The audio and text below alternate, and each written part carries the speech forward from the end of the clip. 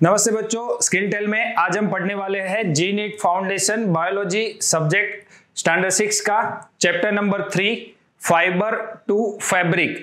तो chapter start करने से पहले आपको पता होना चाहिए कि फाइबर क्या है और फैब्रिक क्या है। फैब्रिक वो है जिसका यूज हमारी डेली लाइफ में होता है। क्लियर? जो हम कपड़े पहनते हैं वो किस चीज के बने होते हैं? अलग अलग या डिफरेंट टाइप के किस चीज के? फाइबर के, फैब्रिक के बने हैं। और ये जो फैब्रिक है, कपड़े का फैब्रिक है, वो किस चीज का बना होता है? तो वो बनता है फाइबर का बनता है। किस चीज का बनता है? फाइबर का बनता है। क्लियर? फाइबर है दो टाइप के होते हैं। कितने टाइप के होते हैं? 2 टाइप के होते हैं। एक होते हैं नेचुरल फाइबर और एक होते हैं आर्टिफिशियल फाइबर। कौन कौन से? नेचुरल फाइबर एंड दूसरा कौन सा है? Artificial fibre. नेचुरल फाइबर किसको हम बोलेंगे? तो नेचुरल फाइबर मतलब वो फाइबर कि जो हमें कहां से मिलते हैं? नेचुरल सोर्स से मिलते हैं। कहां से मिलते हैं? नेचुरल सोर्स से मिलते हैं। क्लियर? कुदरत से जो मिलते हैं उसी को हम बोलेंगे नेचुरल फाइबर। ये नेचुरल फाइबर के अंदर कौन कौन से फाइबर आते हैं? तो एक आता है प्लांट फाइबर, दूसरा आता है एनिमल फाइबर एंड तीसरा मिनरल फाइबर। तो ये प्लांट फाइबर किसको हम बोलेंगे?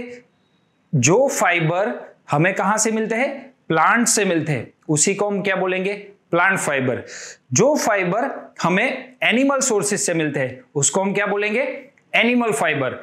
और जो फाइबर हमें मिनरल से मिलते हैं उसको हम क्या बोलेंगे? Mineral fibre. क्लियर? स्टैंडर्ड 6 में हम पढ़ने वाले हैं प्लांट फाइबर, स्टैंडर्ड 7 में हम पढ़ने वाले हैं एनिमल फाइबर। क्लियर? तो प्लांट फाइबर में कौन कौन से आते हैं? मेनली आते हैं cotton, jute, hemp, flax. Clear? Animal fibre में कौन कौन से आते हैं? तो एनिमल फाइबर में हम पढ़ेंगे स्टैंडर्ड 7 में वूल के बारे में पढ़ेंगे। किसके बारे में? वूल के बारे में। और किसके बारे में पढ़ेंगे? सिल्क फाइबर के बारे में पढ़ेंगे। तो ये जो वूल और सिल्क ये हमें मिलता है एनिमल से मिलता है, and cotton, jute, hemp and flax and coir, ये 5 हमें कहां से मिलते हैं? प्लांट ओरिजिन से मिलते हैं। कहां से मिलते हैं? प्लांट से मिलते हैं। ये जो प्लांट फाइबर है उसका जो बेस होता है वो किस चीज का बना होता है? तो वो बना होता है सेल्यूलोज का बना होता है। एंड जो एनिमल फाइबर है उसका बेस किस चीज का बना होता है? प्रोटीन का बना होता है। किस चीज का बना होता है? प्रोटीन का बना होता है। और जो फैक्ट्री में बनता है आर्टिफिशियल फाइबर उसको हम क्या बोलेंगे? Artificial fibre.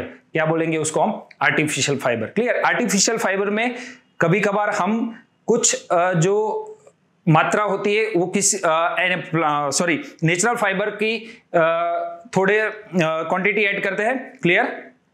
तो मोस्टली आपको फाइबर के बेसिक के बारे में समझ आ गया होगा। स्टैंडर्ड 6 में हम पढ़ेंगे प्लांट फाइबर के बारे में और 7 में हम पढ़ने वाले हैं एनिमल फाइबर के बारे में। क्लियर? तो इंट्रोडक्शन, 3 नीड ऑफ लाइफ। आपको पता है कि बेसिक 3 नीड ऑफ लाइफ कौन कौन सी है? एक है रोटी, खाने के लिए, जो हम खाना खाते हैं। जीने के लिए पहली नीड है खाना खाना। क्लियर? क्योंकि खाने से हमें क्या मिलती है? एनर्जी मिलती है। जो हमारी डेली लिविंग एक्टिविटी करते हैं उसके लिए हमें क्या चाहिए? एनर्जी चाहिए। वो हमें कहां से मिलती है? फूड से मिलती है। तो वो एक जरूरी है। दूसरा क्या है? क्लोथ या कपड़ा। क्लियर? कपड़ा हमें क्यों जरूरी है हमारी लाइफ में वो अभी हम आगे देखने वाले हैं। एंड तीसरा है मकान, यानी रहने के लिए शेल्टर। क्लियर? जिसमें हम रहते हैं उसको हम क्या बोलते हैं? मकान बोलते हैं। तो ये बेसिक 3 नीड ऑफ लाइफ है, रोटी, कपड़ा एंड मकान। क्लियर? तीनों की जरूरत क्या है मोस्टली आपको पता ही होगा, बट इस चैप्टर में हम स्पेसिफिकली देखेंगे कि कपड़ा हमारी लाइफ में क्यों जरूरी है, या फाइबर या फैब्रिक हमारी लाइफ में क्यों जरूरी है। Clear? Why we need a clothes. Clothes हमें क्यों चाहिए? तो अच्छे दिखने के लिए तो क्लोथ चाहिए। उसके अलावा क्लोथ हमें चाहिए प्रोटेक्शन के लिए। क्लोथ हमें प्रोटेक्ट करते हैं। किस चीज से प्रोटेक्ट करते हैं? तो कपड़ा जो होता है वो हमें प्रोटेक्ट करते हैं, डस्ट से प्रोटेक्ट करता है। और किस चीज से प्रोटेक्ट करता है? इंसेक्ट बाइट से। जो हमारे आसपास जो इंसेक्ट होते हैं, कीटक होते हैं, वो कभी कभार क्या कर देता है? जब हमारी बॉडी नेकेड होती है तो वहां पर बाइट कर देते हैं, क्लियर। तो उसकी वजह से हमें कई प्रकार के डिजीज भी हो सकते हैं। तो जो हमारा क्लोथ का सिलेक्शन होता है वो भी इस टाइप का होता है कि जो हमारा क्लोथ है वो हमें इंसेक्ट से भी बचाए, और किस चीज के बताए, तो वो हमें बताए जो धूल मिट्टी हमारे आसपास घूमती है उससे भी क्या करते हैं, हमारे शरीर को बचाते हैं। इसके अलावा हमारा क्लोथ का जो सिलेक्शन होता है वो सीजन टू सीजन अलग अलग होता है, क्लियर। विंटर में, जब विंटर की सीजन अभी शुरुआत होगी तो क्या होता है, जो हमारे कपबोर्ड में सारे हमने विंटर के क्लोथ रख दिए होते हैं, जैकेट है, कैप है, मफलर है, वो हम निकालते हैं। क्यों? क्योंकि विंटर में हमारे शरीर को क्या लगती है, ज्यादा ठंडी लगती है। तो ठंडी से बचने के लिए हम वूल के क्लोथ को क्या करते हैं, प्रीफर करते हैं। वूल का जो फैब्रिक होता है वो हमें किस चीज से बताता है, ठंडी से बचाता है। तो विंटर के लिए इस टाइप के क्लोथ होते हैं। Summer selection, clear. समर में हम जाते हैं तो समर में हम जो क्लोथ होते हैं वो कैसे होते हैं, थीन क्लोथ होते हैं, पतले होते हैं। और कैसा होता है, तो जो समर में हम ब्लैक कलर जनरली अवॉइड करते हैं एंड हम प्रीफर करते हैं व्हाइट कलर के क्लोथ। कौन से कलर के? व्हाइट कलर के क्लोथ। ट्रांसपेरेंट कलर के जो क्लोथ होते हैं उसको हम क्या करते हैं, प्रीफर करते हैं, क्लियर, समर में। एंड मॉनसून की सीजन में भी क्लोथ का सिलेक्शन अलग होता है। मॉनसून में जनरली हम क्या पहनते हैं, रेनकोट पहनते हैं। क्या पहनते हैं? रेनकोट पहनते हैं। किस चीज से बचने के लिए?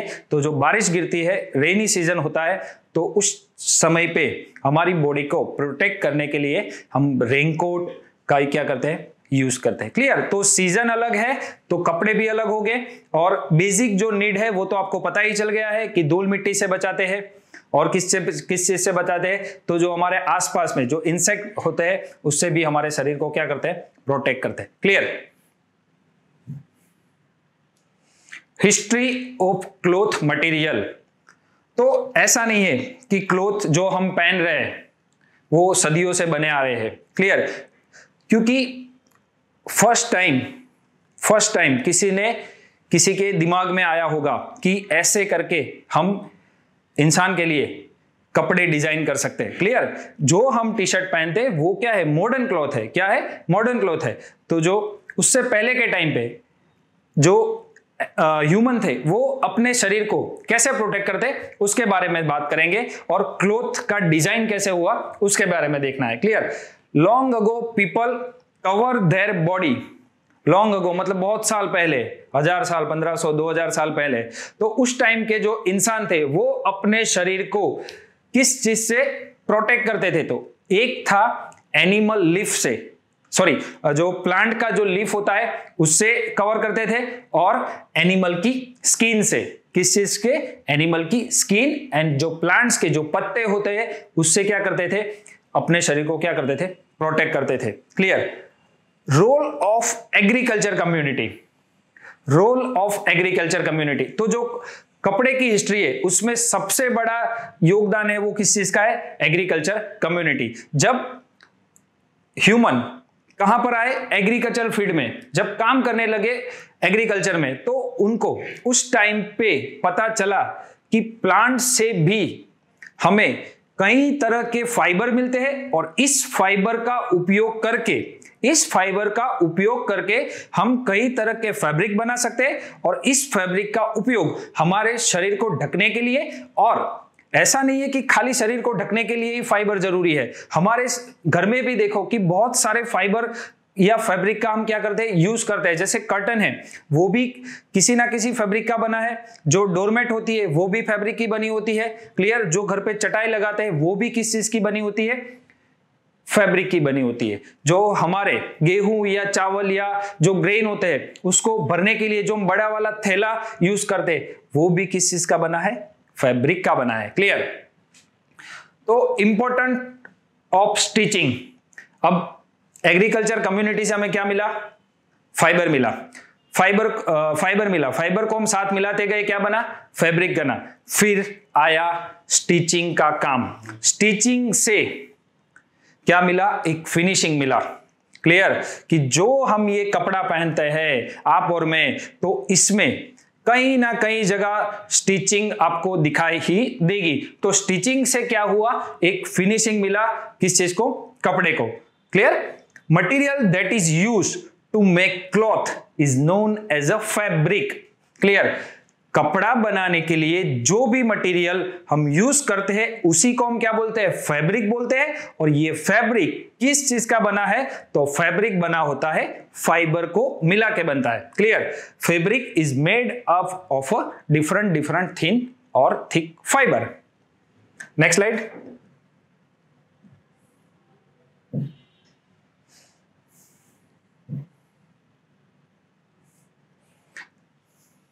अब पढ़ते हैं कॉटन के बारे में। तो कॉटन क्या है, कहां से मिलता है? कॉटन के प्लांट से मिलता है। कॉटन कहां से मिलता है?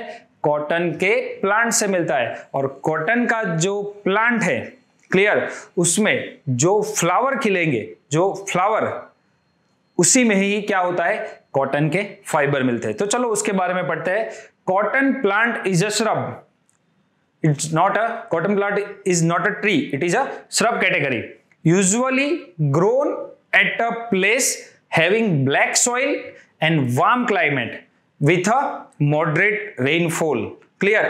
इस कैटेगरी की जहां पर हमको लैंड मिलेगी, क्लियर, कैसी लैंड? तो usually grown place having a black soil. कैसी? ब्लैक सॉइल, काली मिट्टी। वार्म क्लाइमेट होगा, बहुत ज्यादा ठंडी वाले एरिया होंगे, वहां पर नहीं ये ग्रो करता। कहां पर? वहां वार्म क्लाइमेट है और रेन भी कैसा है? मॉडरेट है, बहुत ज्यादा रेन होगी तो वहां पर ग्रो नहीं होगा। क्लियर? तो ये है कॉटन के प्लांट के बारे में। एवरी ईयर ड्यूरिंग स्प्रिंग, मतलब समर से पहले, every year during spring cotton seed are planted by farmer. Clear? जो कॉटन के अंदर सीड मिलेंगे जिससे हम ऑयल भी निकालते हैं और ये सीड का उपयोग करके हम कॉटन प्लांट को भी ग्रो कर सकते हैं। तो जो फार्मर होते हैं वो क्या करते हैं? स्प्रिंग सीजन में क्या करते हैं? कॉटन सीड को लेके और जो अपना फार्म होता है उस पर क्या कर देते हैं? स्प्रे कर देते हैं। क्लियर? और वो भी मशीन की मदद से। अभी तो जो मॉडर्न एग्रीकल्चर है उसमें क्या होता है? बहुत सारे मशीन का यूज होता है। क्लियर? तो ये क्या करते हैं? प्लांट कर देते हैं सीड को। फिर क्या आएगा? पानी का रेनफॉल होगा। रेनफॉल से क्या मिलेगा? पानी, मिट्टी को, जमीन को क्या मिलेगा? पानी मिलेगा। और क्या होगा? जो कॉटन का प्लांट है वो क्या करेगा? ग्रो करेगा। Clear? When the crop grow to maturity, मतलब जो कॉटन का प्लांट है वो फुल्ली मैच्योर हो जाए। याद रखना क्या मैंने लाइन बोली? When cotton crop grow to maturity the cotton bolls burst open, मतलब जो कॉटन का जो बॉल होता है जहां पर हम फ्लावर में देखेंगे वो क्या होता है? फट जाता है। कॉटन का जो बॉल होता है वो क्या कर जाता है? फट जाता है। और वो कैसा लगता है? एग्जैक्टली ऐसा लगता है। एग्जैक्टली कैसा लगता है? ऐसा लगता है। कभी आप अपने गांव में जाओ और अपना खेत में जाओ तो वहां पर जब कॉटन प्लांट की सीजन चल रही होगी तब आपको ये रचना देखने को मिलेगी। तो ये जो कॉटन बॉल ब्रस्ट हुआ उससे हमें कैसी? ऐसी रचना मिलती है। क्लियर? समझ आ गया? तो फिर से एक बार देख लेते हैं कि when the cotton crop grow to maturity the cotton boll burst open and seed with their fibre are harvested. मतलब अब इसी को ही हम क्या कर लेंगे? हार्वेस्ट कर लेंगे। क्या कर लेंगे? हार्वेस्ट कर लेंगे। क्लियर?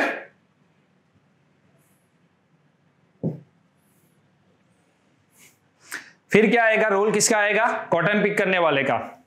जो दिहाड़ी मजदूर होता है वो जनरली इस फील्ड में काम करते हैं और वो क्या करते हैं? अपने हाथ से ऐसे देखो, ये कॉटन का जो फाइबर है उसको क्या करते हैं? प्लग करते हैं या कैच कर लेते हैं। क्लियर? तो cotton is usually hand pick from the cotton boll. तो जो कॉटन का बॉल था उससे हम क्या कर लेते हैं? अपने हाथों की मदद से उसको क्या कर लेते हैं? फाइबर को पकड़ लेते हैं। Clear? Fibre are then separated from the seed by combing. Combing एक प्रोसेस होती है, उससे क्या होगा? कॉम्बिंग की प्रोसेस के द्वारा जो कॉटन का जो हमने बॉल से जो कॉटन निकाला उसके अंदर आपको क्या मिलेंगे? कॉटन के सीड भी मिलेंगे। क्या मिलेंगे? कॉटन सीड मिलेंगे। तो ये जो कॉटन सीड कॉम्बिंग की प्रोसेस के द्वारा क्या कर लेते हैं? हम अलग कर लेते हैं और एक साइड पे क्या आ जाएगा? फैब्रिक आ जाएगा। ये जो कॉटन के सीड होते हैं उसके दो यूज है, एक तो हम नेक्स्ट ईयर उसका यूज कर सकते हैं कॉटन प्लांट ग्रो करने में, एंड दूसरा क्या है कि उससे कॉटन सीड ऑयल या कपास का जो तेल बोलते हैं वो भी हमें कहां से मिलता है, कॉटन सीड से मिलता है। क्लियर। तो ये जो कॉम्बिंग की प्रोसेस है वो मशीन से भी हम कर सकते हैं, कॉम्बिंग की जो प्रोसेस है वो मशीन से भी हम यूज उसका कर सकते हैं। क्लियर। उसके बाद में जो प्रोसेस है उसको हम क्या बोलते हैं, जीनिंग बोलते हैं। क्या बोलते हैं, जीनिंग की प्रोसेस। और ये जीनिंग की प्रोसेस है वो कहां पर होते हैं, जीनिंग मिल में होती है। कहां पर होती है, जीनिंग की मिल में होते हैं। तो चलो देखते हैं क्या है जीनिंग की प्रोसेस। तो ginning is the process of separating cotton fibre from the seed by combing. Clear. तो कॉम्बिंग की प्रोसेस के द्वारा फाइबर को अलग करना है और सीड को अलग करना है, उसी को ही हम क्या बोले, जीनिंग। क्या बोलेंगे, जीनिंग की process. Clear. Spinning of cotton fibre, next step spinning of cotton fibre. तो वो क्या है, the process of making yarn, yarn को बनाना है from fibre is known as a spinning. तो जो हम यार्न देखते हैं, क्लियर, फाइबर को मिला मिला के लंबा करके हम उसको क्या कर देते हैं, कॉन में आसपास लपेटने लगते हैं, उसको हम क्या बोलते हैं, कॉटन यार्न। तो the process of making yarn from the fibre is known as a spinning. क्या बोलते हैं उसको, स्पिनिंग बोलते हैं। Spinning process make the yarn strong, smooth and fine. कैसा बोलता है, बनाते हैं, स्ट्रॉन्ग बनाते हैं यार्न को, सॉफ्ट बनाते हैं, और कैसा बनाते हैं, स्मूथ बनाते हैं। Clear. Spinning can be done with the hand, हाथ से भी कर सकते हैं। दूसरा किस चीज से कर सकते हैं, चरखा, जो गांधी जी चलाते थे वो क्या है, चरखा जिसको हम बोलते हैं। तो चरखे से भी हम स्पिनिंग की प्रोसेस कर सकते हैं, या फिर जो एडवांस मशीनरी का भी क्या हम कर सकते हैं, यूज कर सकते हैं। तो उसमें क्या होता है, बहुत सारे हम क्या ले लेते हैं, फाइबर ले लेते हैं, और ये फाइबर को क्या कर देते हैं, एक साथ मिला लेते हैं। तो उससे क्या बनेगा, एक बड़ा वाला क्या मिलेगा, बड़ा वाला क्या मिलेगा, यार्न मिलेगा। बड़ा वाला क्या मिलेगा, यार्न मिलेगा। और इसको हम क्या बोल देते हैं, फिर कौन के आसपास क्या कर लेते हैं, लपेटने लगते हैं। Clear. After spinning yarn are used for making fabric by the process called weaving and knitting. Clear. तो after spinning yarn are used for making fabric. Clear. और स्पिनिंग की प्रोसेस हो गई, यार्न मिल गया, फिर हम यार्न का यूज करके हम क्या बना सकते हैं, तो फैब्रिक बना सकते हैं। क्या बना सकते हैं, फैब्रिक बना सकते हैं। क्लियर। तो फिर आपको पता चल गया कि क्या फाइबर फैब्रिक मिल गया, कॉटन का फैब्रिक, और उसी जो कॉटन फैब्रिक है उसको हम क्या करते हैं, कपड़े बनाने में या घर में और कोई जो हमारे घर की चीज होती है उसको बनाने में भी क्या हम कर सकते हैं, उसका यूज कर सकते हैं। जैसे कॉटन के कर्टन भी बना सकते हैं। क्लियर। जो हम शॉल जो अपने शरीर को ढकने के लिए, रात को ढकने के लिए यूज करते हैं, वो भी किस चीज की, कभी कभार कॉटन की बनाते हैं। सीजन जैसे गर्मी की सीजन है तो उसमें हम ऐसी चादर का यूज करते हैं। Clear. Second most important, natural plant fibre after cotton in terms of cultivation and usages is a jute fibre. तो हमारा सेकंड फाइबर क्या है, जूट फाइबर है। तो jute fibre second most important fibre after plant in terms of cultivation and uses के हिसाब से दूसरा जो इंपॉर्टेंट जो फाइबर है वो कौन सा है, जूट का फाइबर होता है। जूट को हम शण भी बोल सकते हैं। क्या बोलते हैं, शण भी बोलते हैं। Jute is the cheapest natural fibre, सबसे सस्ता जो नेचुरल फाइबर है वो कौन सा है, जूट का फाइबर है। Clear. Jute is a rainy season crop. Rainy season मतलब जहां पर रेन ज्यादा होता है उसी एरिया में ये जो जूट का जो प्लांट होता है वो ग्रो होता है। Clear. And grow best in a warm and humid weather. तो जहां पर रेनी सीजन है और साथ साथ में वार्म एंड ह्यूमिड वेदर जहां पर आपको मिलेगा, वो ही एरिया में जूट का फाइबर अच्छे से क्या होता है, ग्रो करता है। Clear. In India jute is mainly grow best in the West Bengal, Assam and Bihar. Clear. तो ये जो तीन एरिया है, तीन स्टेट है, असम, वेस्ट बंगाल एंड बिहार, ये 3 जगह पर आपको जूट के प्लांट दिखाई देते हैं। क्लियर, ज्यादा मेनली यहां पर दिखाई देंगे। क्लियर, बाकी स्टेट में भी होता है पर मेनली कहां पर, इन 3 स्टेट में दिखाई देता है। क्लियर, तो jute is the cheapest natural fibre, सबसे सस्ता है। जूट फाइबर कहां पर ग्रो करता है अच्छे से, तो रेनी सीजन है और उसके साथ में वार्म एंड ह्यूमिड वेदर होता है, वहां पर दिखाई देते हैं। Clear, and in India 3 main state, तो वेस्ट बंगाल, बिहार एंड असम।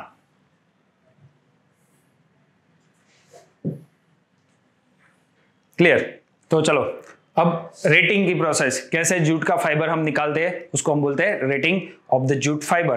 तो jute plant are harvested after flowering, जैसे मतलब उसमें फूल खिलना स्टार्ट हो जाए तो उसके बाद हम क्या करते थे, हार्वेस्ट करते। बट यहां पर एक बात नोट करने जैसी है, but before they turn into fruit, मतलब जो फ्लावर होता है वो फ्रूट में कन्वर्ट हो जाए उससे पहले ही फ्लावरिंग हो जाए, और ये जो फ्लावर में से फ्रूट बने उससे पहले ही हम क्या करते थे, उसको हार्वेस्ट कर देते। क्लियर, प्लीज याद रखो, फ्लावरिंग हो जाएगा बट फ्लावर में से फूल बन जाए या फ्लावर में से जो फ्रूट बन जाए उससे पहले ही हम क्या कर लेंगे, हार्वेस्ट कर लेंगे। क्लियर, मतलब हमारा मेन फोकस रहेगा कि फ्लावर में से फ्रूट ना बन पाए, उससे पहले ही हम क्या कर लेंगे, हार्वेस्ट कर लेंगे प्लांट्स को। After harvesting the stem of the plant are tied into bundle, मतलब कि जूट प्लांट का जितने भी स्टेम होंगे उसको हम क्या करेंगे, एक बंडल में बांध देंगे। बंडल में क्या हम कर लेंगे, बांध देंगे। Clear, and soak into water for few days. Clear, तो जैसे आपको जूट के प्लांट होगा तो स्टेम होगा, स्टेम में फिर क्या, ब्रांचेस में फ्लावर में फ्रूट, फ्लावर का फ्रूट हो जाएगा। बट फ्रूट बनने से पहले ही हम क्या कर लेंगे, जो जूट का प्लांट होता है उसको हार्वेस्ट कर लेंगे। फिर ये जो जूट का प्लांट है उसमें जितने स्टेम होते हैं उस स्टेम को हम क्या कर लेते हैं, साथ में बांध लेंगे, एक बंडल बन जाएगा, और इसी बंडल को हम क्या कर लेंगे, पानी में सोक कर दे, पानी में क्या कर लेंगे, डुबा देंगे। क्लियर, दिस इज डन, ये जो पानी में डुबाने की प्रोसेस जूट के जो स्टेम है वो क्यों करते हैं, दिस इज डन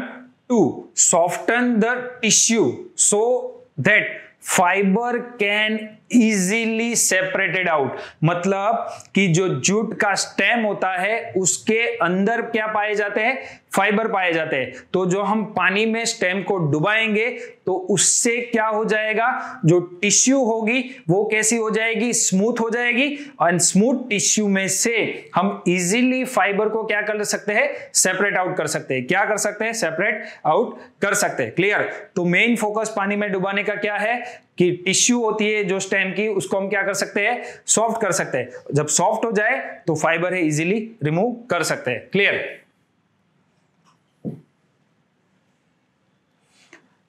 उसके बाद क्या होगा, after that fibre are then strip from the stem in the long strand and wash in running water, मतलब जो स्टेम था उसके अंदर क्या हो गए, फाइबर हो गए, तो ये फाइबर को क्या कर लेंगे, रिमूव करेंगे, और लंबे लंबे फाइबर हो गए, और ये जो लंबे लंबे फाइबर होते हैं उसको हम क्या करते हैं, रनिंग वाटर में वॉश करते हैं। क्या करते हैं, रनिंग वाटर में वॉश कर देंगे। Clear, then fibre are hung up for drying, उसके बाद क्या करेंगे, ड्राइंग करेंगे। ड्राइंग मतलब सुखाने देंगे, क्या करेंगे, फाइबर को सूखने देंगे। क्लियर, तो स्टेप कौन सा है कि फाइबर दूर हुआ स्टेम से, फिर उसको क्या किया, रनिंग वाटर में वॉश किया, उसके बाद क्या कर दिया, ड्राइंग के लिए सुखा दिया। Clear, then the fibre are tied into bundle and sent to the mill.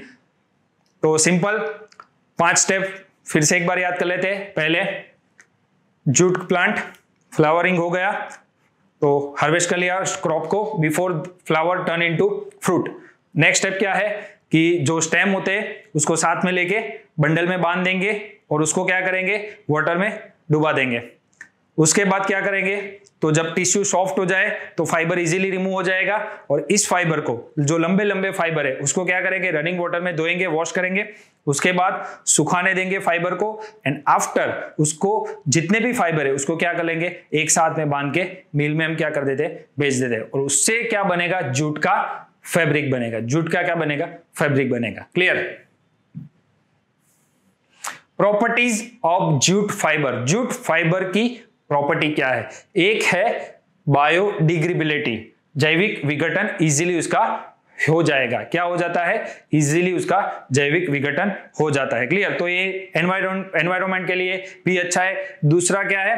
Durability, jute fibre होता है और मोर ड्यूरेबल। एंड तीसरी जो प्रॉपर्टी वो क्या है? Strength, jute has a very good strength. Uses of jute fibre, jute fibre हमारी life में बहुत इंपॉर्टेंट है, तो उसका यूज हम क्या कर सकते हैं? To make the cloth for wrapping bales of raw cotton, जो रॉ कॉटन होता है उसकी बेल्स को हम रैप करने के लिए भी यूज कर सकते हैं। दूसरा क्या है? तो जो थैले होते हैं, क्या होते हैं? ऐसे बड़े वाले थैले, तो उसको बनाने के लिए to make a sacks and other wrapping material, उसमें भी यूज होगा जूट का। एंड तीसरा क्या है? To make a curtain, handbag, carpet and many more. Clear?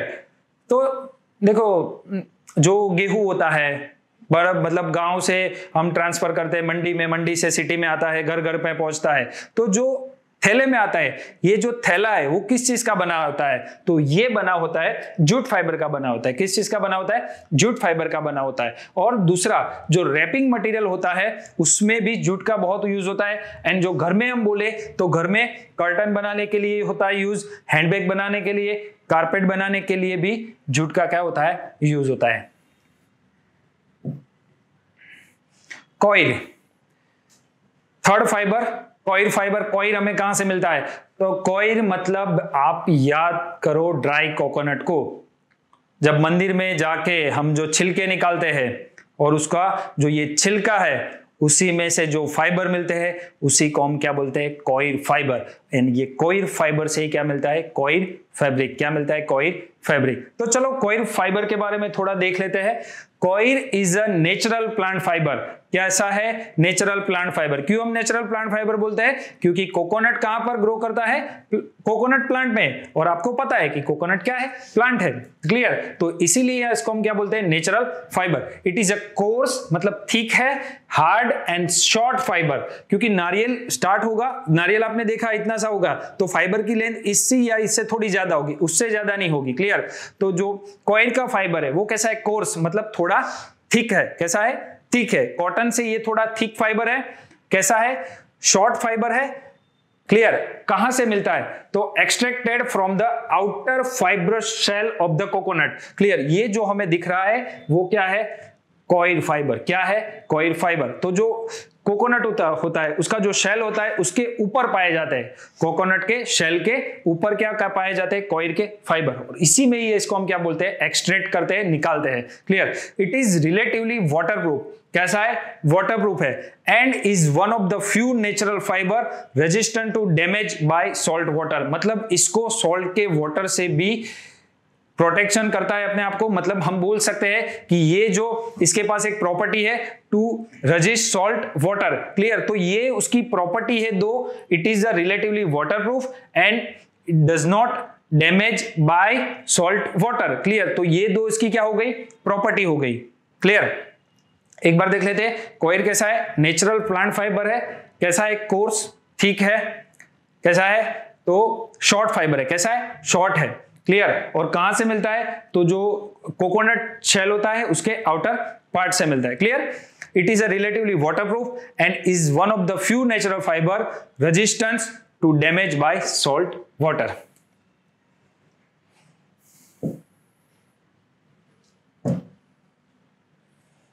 Use क्या है?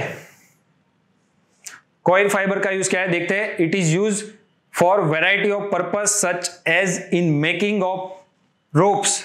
जो हम रस्सी बनाते हैं उसमें हम यूज कर सकते हैं। घर में हम कॉइल की मैट्रेस भी यूज कर सकते हैं, तो ये मैट्रेस हो गया।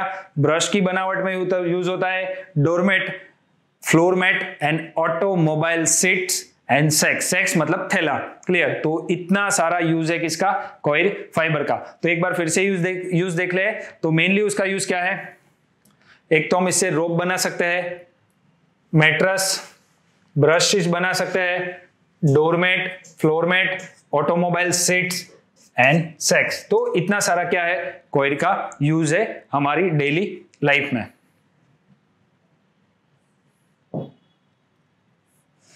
Types of coil. Coil mainly 2 type के, कैसा है, brown coil and white coil, brown coil and white coil. तो जनरली हमने कौन सा कॉइल देखा है, ब्राउन कॉइल देखा है। कैसा देखा है, ब्राउन कॉइल देखा है। बट ऐसा नहीं कि खाली ब्राउन कॉइल ही मिल जाता है, व्हाइट कॉइल भी मिलता है। तो चलो ये दोनों का डिफरेंस हम देख लेते हैं। Brown coil, brown coil harvested from the fully ripen coconut, मतलब एक बार कोकोनट फुल्ली पक जाएगा, उसके बाद जो हम एकदम सूखा नारियल देखते हैं उससे जो हमें फाइबर मिलते हैं उसी को हम क्या बोलते हैं, ब्राउन फाइबर बोलते हैं, ब्राउन कॉइल फाइबर बोलते हैं। इट इज अ थिक, कैसा है, जाड़, थिक है, स्ट्रॉन्ग है, मजबूत है, and has a high resistance power, उसका जो रेजिस्टेंस पावर है वो भी कैसा है, अच्छा है। Clear. It is use in a mat, brush and sacking, sacking मतलब थैले बनाने में उसका यूज होता है। क्लियर। तो ये ब्राउन रंग का होता है तो हमें पता चल जाता है कि ये क्या है, ब्राउन कॉइल है। Clear. Brown coir have harvested from the fully ripen coconut, it is a thick, strong and high abrasion resistance, it is use in a mat, brush and sacking. White coir, अब ऐसा नहीं है white coil मतलब एकदम fully white होगा, ऐसा नहीं है, पर जो उसका हार्वेस्टिंग की प्रोसेस है वो ब्राउन कॉइल से, ब्राउन जो कॉइल होते हैं उससे थोड़ी डिफरेंट है। तो चलो ये देखते हैं कि इसको हम कैसे निकालते हैं फाइबर को। तो white coconut harvested from the coconut before they fully Ripon, मतलब फुल्ली पक जाए उससे पहले ही।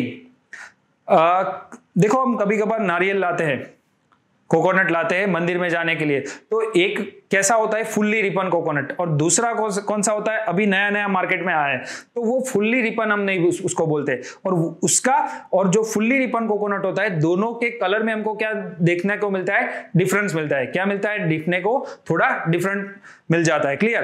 तो ये ऐसे फुल्ली रिपन हो जाए उससे पहले वाले जो कोकोनट होते हैं उससे ही हम क्या करते हैं, जो व्हाइट फाइबर है, व्हाइट कॉइल फाइबर है, उसको क्या कर लेते हैं, निकाल लेते हैं। Clear. It is a smooth, वो वाला कैसा था, हार्ड था, कोर्स था। It is a smooth fine fibre but it is relatively weak compare to brown fibre. Brown fibre के मुकाबले ये कैसा होता है, सॉफ्ट होता है, एंड कैसा होता है, वीक होता है। कैसा होता है, वीक होता है। It is use in mat and ropes, rope बनाने में, और जो मैट होता है उसको बनाने में इसका क्या होता है, यूज होता है। ऐसा नहीं है कि इसका कलर एकदम व्हाइट होगा, बट ब्राउन से थोड़ा लाइट ब्राउन होगा, या लाइट व्हाइट बोल सकते हैं। क्लियर।